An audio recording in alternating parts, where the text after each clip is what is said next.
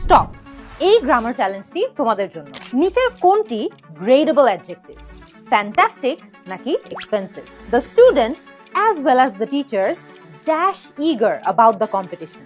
এখানে কি বসবে? ওয়াজ নাকি ওয়্যার? সো দ্যাট এটা কোন ধরনের কনজাংশন?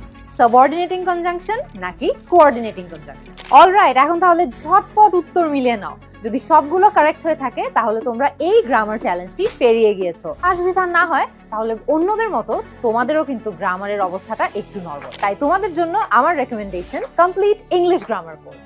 একদম সহজ থেকে কঠিন টপিকগুলো আমি একদম ভেঙে ভেঙে বুঝিয়েছি এই কোর্সে। এরপরেও যদি তোমাদের কোনো সমস্যা রয়ে যায় তাহলে টিচারের সাথে ডিরেক্টলি কমিউনিকেট করতে পারবে তোমাদের জন্য তৈরি এক্সক্লুসিভ ফেসবুক গ্রুপে। মনে রাখবে, গ্রামার কিন্তু কোনো রকেট সায়েন্স না। একবার বুঝে পড়লেই আজীবন কিন্তু সেই কনসেপ্টটা মনে থাকবে। তাই আজকে থেকেই আমার সাথে শুরু করো তোমার ভিশন গ্রামার।